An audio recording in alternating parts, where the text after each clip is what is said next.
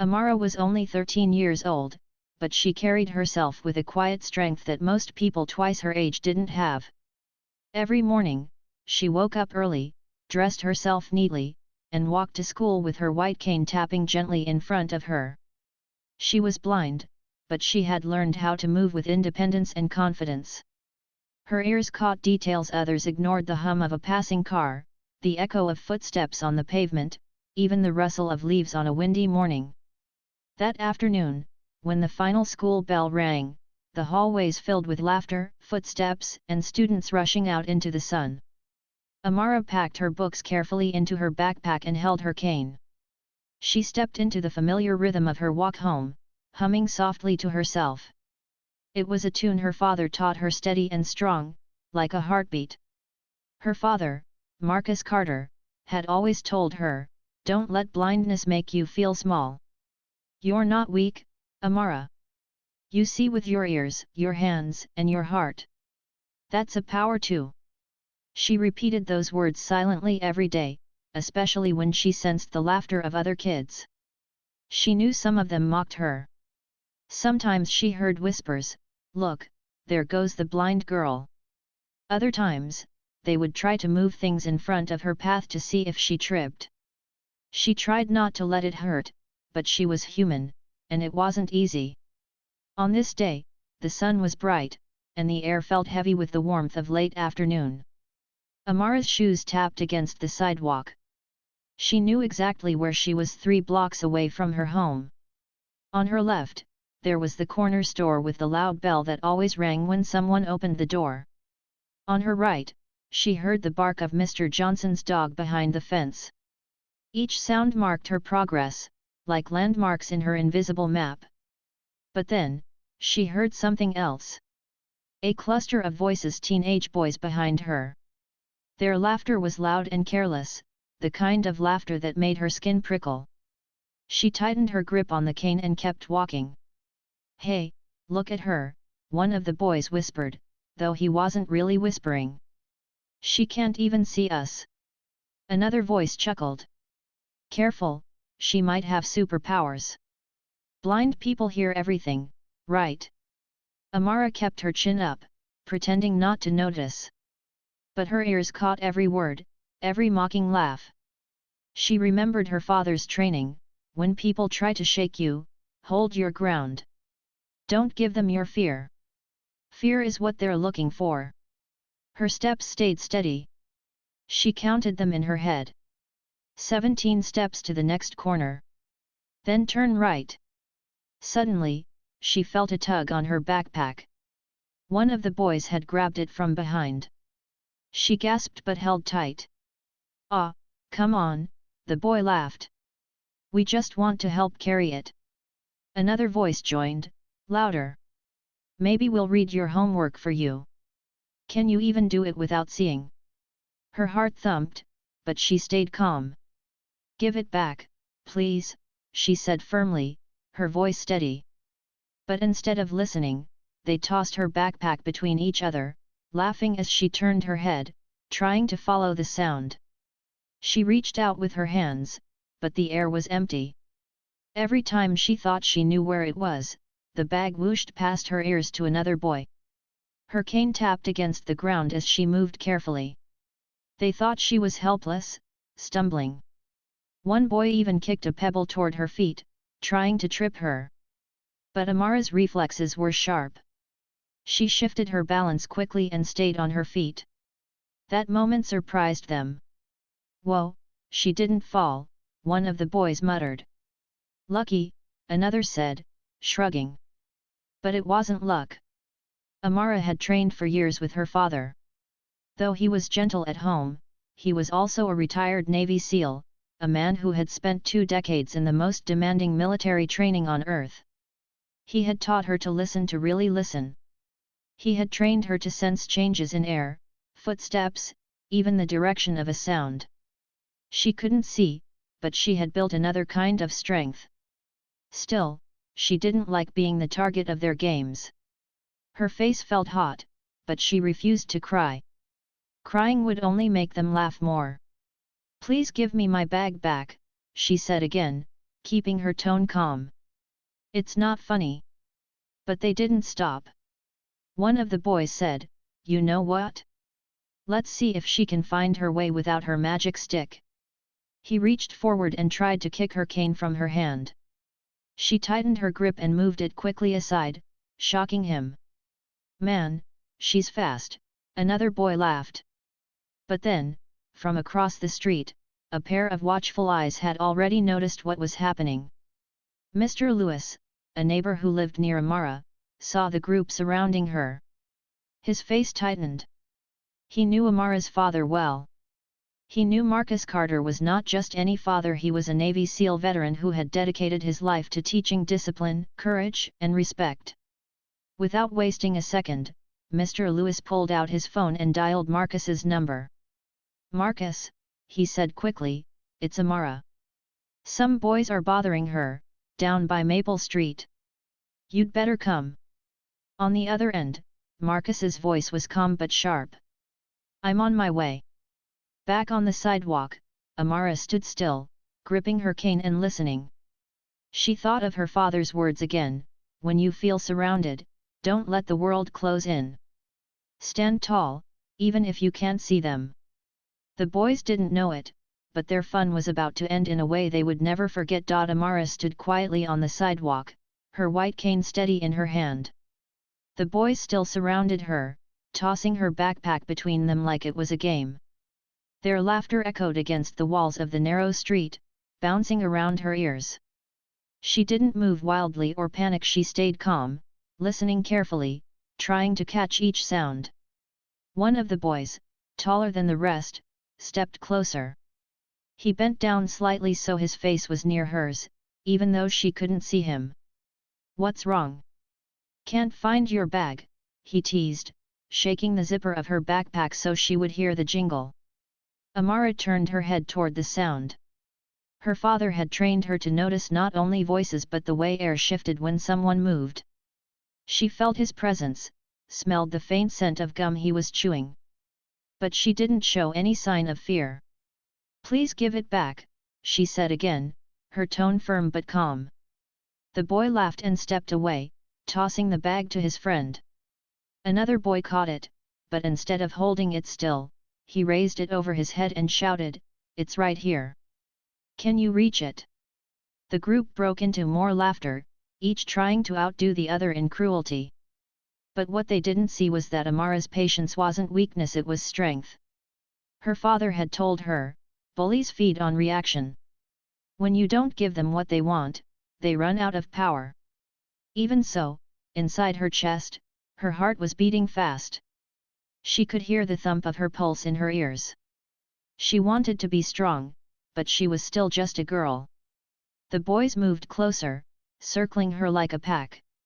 One of them said, "You know, without that stick, you'd probably fall flat on your face. Want us to test it?"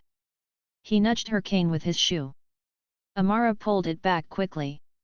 She didn't stumble, but the action made the boys laugh louder. "See? She's scared," another shouted. But Amara wasn't scared. She was angry. Angry that they thought blindness meant weakness.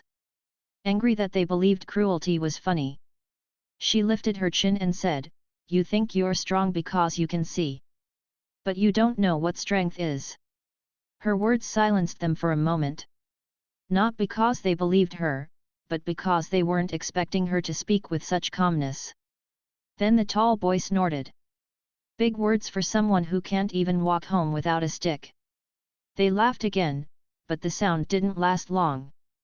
Because at that very moment, someone else was already on his way.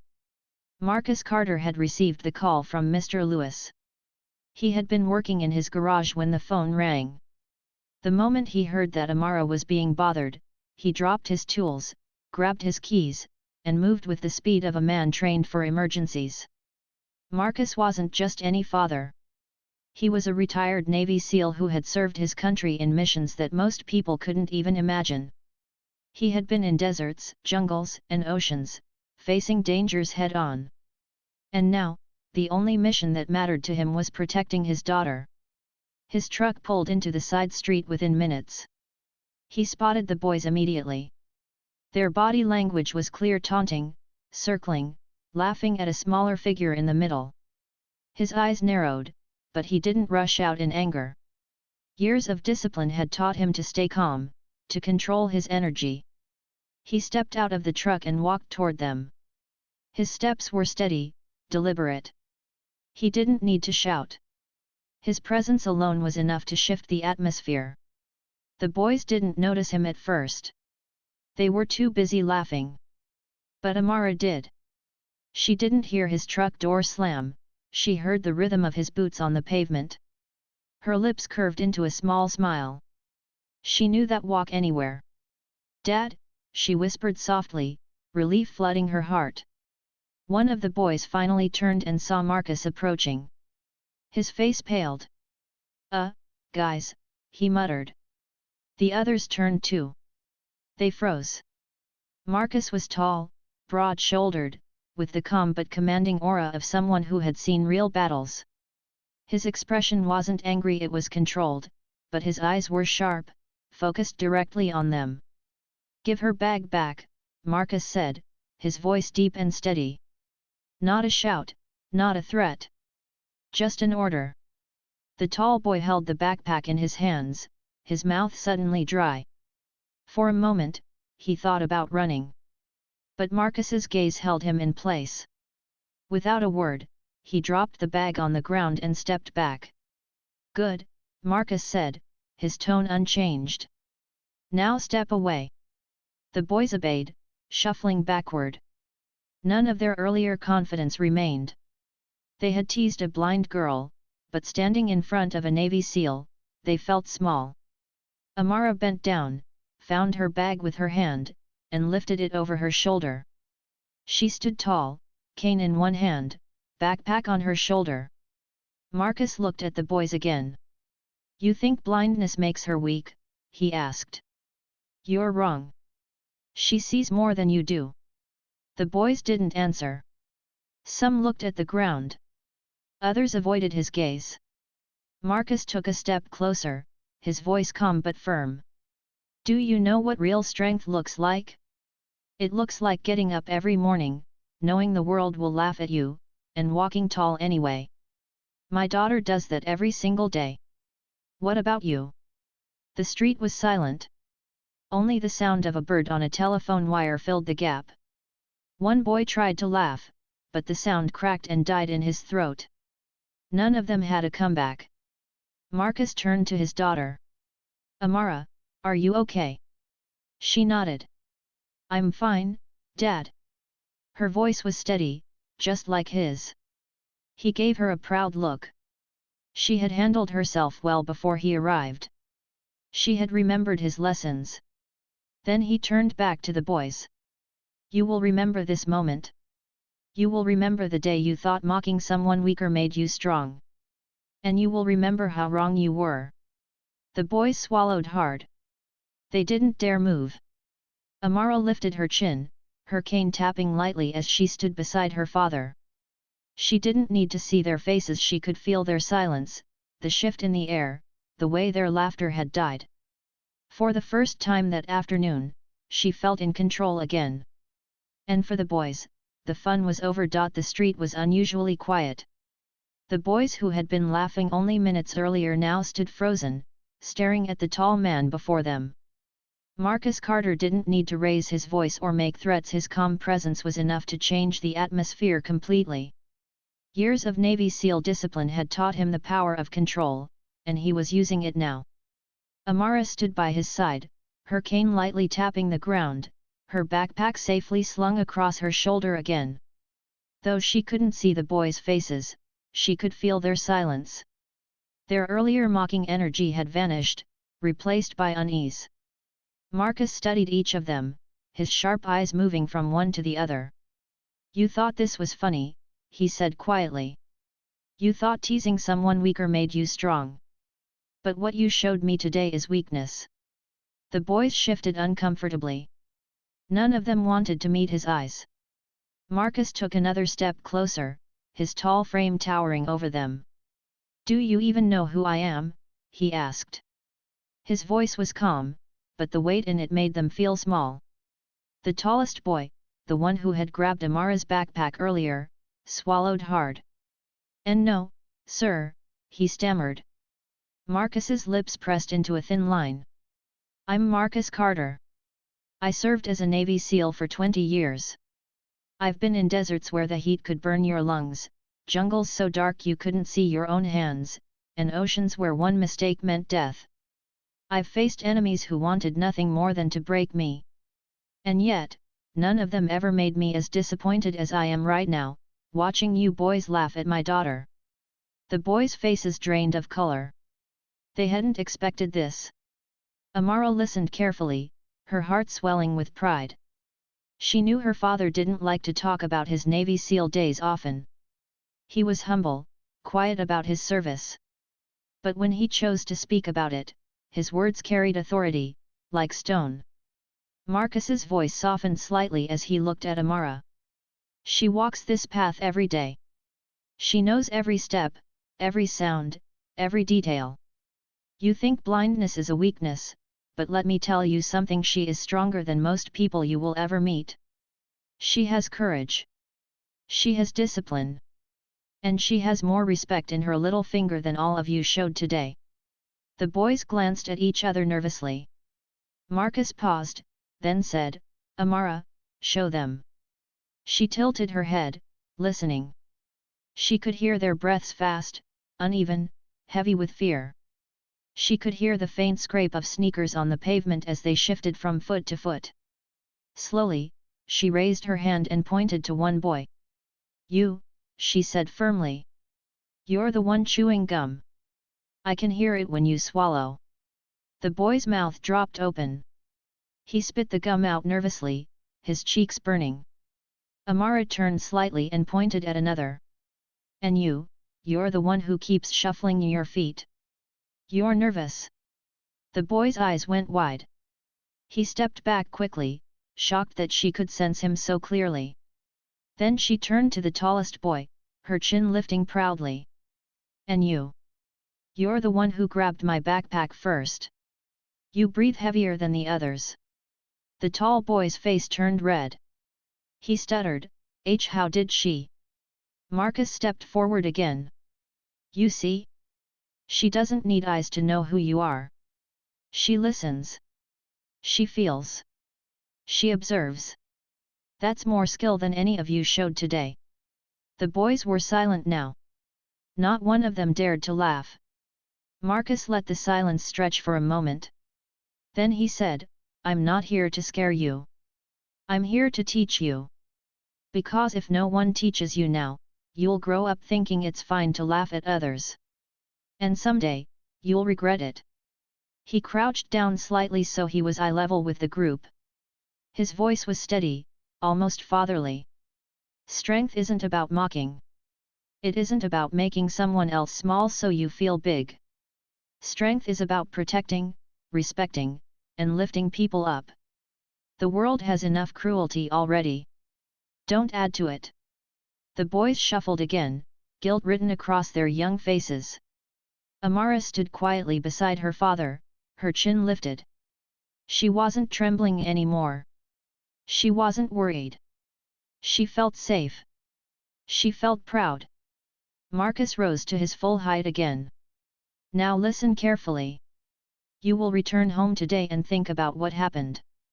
And you will remember this moment for the rest of your lives. Because you picked the wrong girl to laugh at. You picked the daughter of a Navy SEAL. And you learned today that courage doesn't wear perfect eyesight. Courage lives in the heart." The boys nodded quickly, murmuring soft apologies. Their voices were small now, stripped of arrogance. Marcus didn't let them off too easily. "Saying sorry is a start. But the real apology comes when you change your actions. I'll be watching. And so will the community. Because we don't let this kind of behavior slide." One boy raised his hand timidly. "Sir, we didn't know." Marcus's eyes hardened. "Exactly. You didn't know. And that's the problem. You judged without knowing. Next time you feel like laughing at someone, stop and ask yourself, what don't I know about this person? Everyone carries a story. And you don't get to laugh at their story. The boys lowered their heads, ashamed. Amara squeezed her father's hand gently. She whispered, "Thank you, Dad." He bent down and whispered back, "No, thank you. You stood tall even before I came." For a moment, the street was silent again. A gentle breeze rustled the leaves in the trees. The harsh laughter from earlier had been replaced with a deep, heavy silence. Marcus took Amara's hand and guided her gently away from the group. But before they left, he turned back once more. "You boys still have time to grow into men. Make sure you grow into the right kind of men." And with that, he and Amara began to walk down the street together. Her cane tapped the ground steadily, her backpack secure. She felt lighter now, not because the bullies were gone, but because her father had turned the moment into something greater. Behind them, the boys stood silently, the weight of Marcus's words pressing on their young hearts. For the first time, they felt a flicker of shame, not because they were caught, but because they had truly understood how wrong they had been. Amara smiled softly as she walked. She couldn't see their faces, but she didn't need to. She knew they wouldn't forget. And she knew this was only the beginning of the lesson. Marcus walked with Amara by his side, his steps slow and steady so she could keep her rhythm with her cane. The boys stayed behind, their earlier laughter gone, replaced with silence. But Marcus wasn't finished yet. He knew a true lesson could not come from fear alone, it had to come from understanding. Halfway down the block, Marcus stopped. He turned to Amara and asked softly, "Do you trust me?" She smiled. "Always." He nodded, then turned back to the boys. "Come here." His voice was firm, but not angry. The boys hesitated. They weren't sure if they wanted to get closer, but there was something about Marcus's tone that didn't allow disobedience. Slowly, they walked back toward him, shuffling nervously. When they reached him, Marcus crossed his arms. "You think blindness is something to laugh at," he said. "So let's see how you handle it." The boys blinked, confused.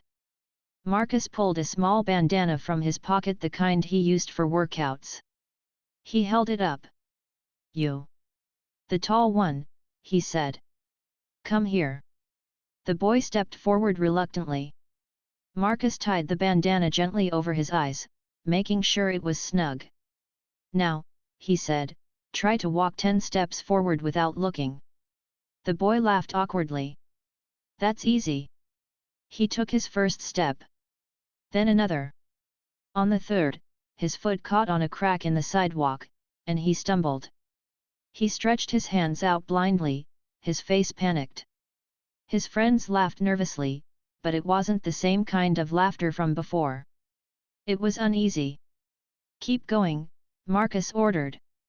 The boy tried again, but by the 6th step, he tripped slightly and stopped. "I can't," he muttered. "It's too hard." Marcus untied the bandana and looked at the others. "Any of you want to try?" They all shook their heads quickly. Marcus's voice was steady. "You lasted less than a minute. My daughter lives like this every single day. Yet she walks home with her head high, without fear. Tell me again who's weak." The boys lowered their heads, shame burning in their faces. Amara stood quietly, listening. Her heart swelled with pride. Her father wasn't just protecting her, he was teaching them. Marcus wasn't done. He pointed to another boy. "You," he said. "Step forward." The boy obeyed. "Close your eyes," Marcus commanded. "Now listen carefully. Can you tell me where your friend is standing?" The boy frowned, concentrating. He turned his head in the wrong direction. "No," Marcus said firmly. "Because you never practiced listening. My daughter can tell where you are just by hearing your breath. She knows things you don't." The boy's face turned red as he opened his eyes. Marcus looked at all of them. "The truth is, you judged her because she carries a cane. But you never realized she has skills you don't have. That's why I say strength is not what you see, it's what you can't see. The boys shuffled again, their guilt deepening. Marcus's tone softened now. I'm not here to crush you. I was young once too. I made mistakes. But I had teachers who corrected me. Today, I'm your teacher. And this lesson is simple: respect. Respect every person you meet, no matter how different they are from you. Because you never know what kind of strength they carry inside. Amara smiled. Her father always knew how to turn pain into power. He looked at her and asked, "Would you like to say something to them?" Amara lifted her chin proudly. She held her cane close and said, "I don't need your pity. I don't need your help unless I ask for it. What I need is respect. Just treat me the same way you treat anyone else. That's all." Her words were short but powerful. The boys were struck silent. Marcus nodded approvingly. "You heard her. Now, what are you going to do?" One of the boys spoke up first, his voice small. "We're sorry." Another followed. "Yeah, we shouldn't have done that." The tallest one sighed. I didn't think about how hard it must be for her. I just thought it was funny." But it wasn't. Marcus studied them carefully. He could see the sincerity beginning to grow. He knew real change didn't happen in an instant, but this was a start. "Good," he said finally. "Then let this be the last time. Because life has a way of teaching lessons, and sometimes the lessons are harsher than you can handle. Learn it now, while you still can." The boys nodded quickly. Marcus then placed his hand on Amara's shoulder. "Let's go, sweetheart." They began to walk again. This time, the boys didn't follow. They stood quietly, watching father and daughter disappear down the street. As they walked, Amara whispered, "Dad, why did you make them close their eyes?" Marcus smiled softly. "Because sometimes people can't understand pain until they feel it, even just for a moment. When they were blindfolded, they understood a little of your world. That's how lessons stick." Amara nodded thoughtfully. "Do you think they'll change?" Her father's voice was steady. "I believe so. They may not become perfect overnight, but they'll remember today. And when they're older, they'll think twice before mocking someone again." The wind blew gently as they turned onto their street. Marcus felt proud not just of Amara, but of the way the moment had unfolded. He hadn't needed anger. He hadn't needed force. Respect and calm strength had carried the day. Amara's cane tapped along the familiar path, her steps lighter now.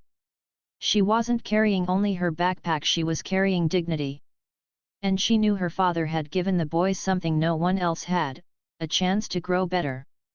For Marcus, that was the real victory. Not just protecting his daughter, but teaching others how to see beyond what their eyes could show. And for the boys, it was a day they would never forget, the day they learned that mocking the blind girl was not only cruel, but foolish. Because behind her stood a Navy SEAL, and beside her stood a strength they could not match. The sun had started dipping lower in the sky when Marcus and Amara finally reached their home. The quiet street where their house stood seemed peaceful compared to the noise and chaos earlier. Amara's cane tapped steadily against the pavement, each sound reassuring. She carried herself differently now, her shoulders straighter, her steps lighter. Inside the house, Marcus helped her settle onto the sofa. He set her backpack down and then sat beside her. For a moment, they didn't speak. The silence wasn't heavy, it was comforting, like a warm blanket. Finally, Amara turned her face toward him and said softly, "Dad, thank you." Marcus smiled. "You don't need to thank me. You were already strong before I got there. You held your ground, Amara. That's what made me proud." Amara nodded, but she bit her lip. "It's just, sometimes it hurts, you know? They look at me like I'm broken. Like I don't belong." Marcus put his arm gently around her shoulders. I know it hurts. And I wish I could protect you from every cruel word.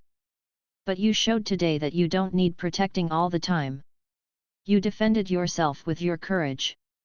That's something no one can take from you. She leaned against him, comforted. The next day at school, the story of what had happened had already spread. Some students whispered in the hallways, others stared with wide eyes.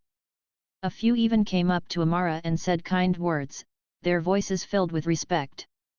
They had heard what her father said, and they had heard how she stood tall in front of those boys. At first, Amara felt nervous about the attention.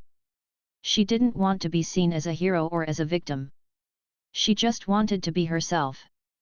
But slowly, she realized something important: her story wasn't only hers anymore. It had become a lesson for others. The bullies who had mocked her were quieter now. They didn't laugh when she walked past. Instead, they moved aside respectfully. One even muttered, "Sorry, Amara," as she passed him in the hall. She nodded politely but didn't stop. Actions mattered more than words, and she would wait to see if their behavior truly changed. That afternoon, Marcus picked her up from school. As they walked home together, he noticed the way other kids looked at her differently now, not with pity, but with a kind of awe. "People are watching you, Amara," he said gently. "I know," she replied. "But I don't want them to just see me as the blind girl. I want them to see me as Amara. Just me." Marcus smiled proudly. "And that's exactly what they'll see. Because you've shown them who you are: strong, smart, and brave." That evening, Marcus sat at the dinner table, deep in thought.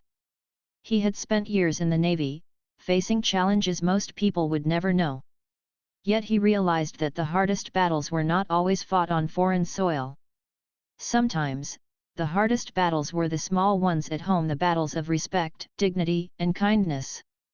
The next week, Marcus decided to do something more. He arranged to visit Amara's school and speak at an assembly. The principal agreed, impressed by his calm authority. On the day of the assembly, the gymnasium filled with students. Some sat casually, whispering to each other, but when Marcus stepped onto the stage, the room fell silent. He didn't wear his uniform, he wore simple clothes, just a father speaking to children. But the way he stood, the way his eyes scanned the room, commanded attention. "I'm Marcus Carter," he began. "Some of you know me as Amara's dad. Some of you now know I served as a Navy SEAL.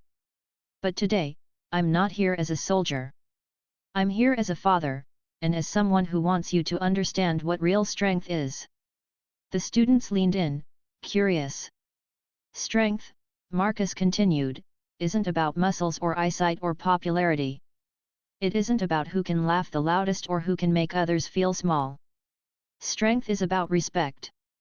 It's about lifting people up, not pushing them down. My daughter is blind, yes. But she walks every day with courage many of you have never had to use. That makes her strong." Amara sat quietly in the front row, her head lifted high. She could feel the weight of her father's words filling the room. Marcus looked around the gym. "I don't want you to leave here feeling guilty. Guilt changes nothing. I want you to leave here with understanding. Every person you meet carries something you can't see. Struggles. Strength. Dreams. Don't laugh at what you don't understand. Learn from it." The room was silent. Then, slowly, the students began to clap. The applause grew louder, echoing across the walls. Amara felt tears prick her eyes, not of sadness, but of pride. From that day on, things changed. Not just for her, but for others too. Students started treating classmates with disabilities differently, not with pity, but with respect. Teachers noticed the shift. Even the bullies who had mocked her seemed softer, more careful with their words. One afternoon, Amara was sitting under the shade of a tree during lunch when one of the boys who had teased her came up quietly. He didn't laugh or smirk this time. Instead, he sat down beside her.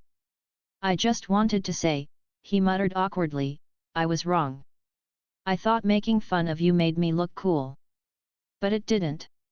It made me look stupid. I'm sorry. Amara turned her head toward him. She listened carefully to his voice.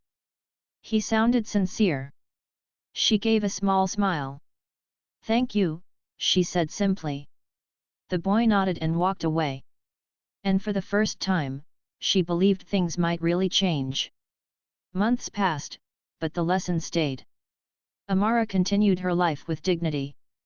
She joined the school choir, her voice clear and beautiful. She started mentoring younger kids who were shy or felt different, encouraging them to be proud of who they were. She became known not just as the blind girl, but as Amara, the girl who sang with courage, who walked with pride, and who never let anyone tell her she was less. Marcus watched all this with quiet pride. He knew his daughter's journey would not always be easy. The world still had its challenges, and people could still be cruel. But he also knew Amara had the tools to face them, the resilience he had taught her, and the respect she had earned. One evening, as they sat on the porch together, Amara asked softly, Dad, do you think those boys will ever really change? Marcus leaned back, looking at the setting sun. I think they already started. Sometimes, all it takes is one moment to wake someone up. You gave them that moment. We gave them that lesson. And if they remember it, they'll grow into better men. Amara nodded, comforted. And so, the story spread, not of bullies mocking a blind girl, but of a blind girl and her Navy SEAL father teaching a school, and a community, what true strength meant. The lesson was clear: strength wasn't about seeing with your eyes. It was about seeing with your heart. And Amara, the girl who once walked home alone with her cane tapping the ground, now walked with a quiet army of respect following her, proof that dignity and courage could change the world.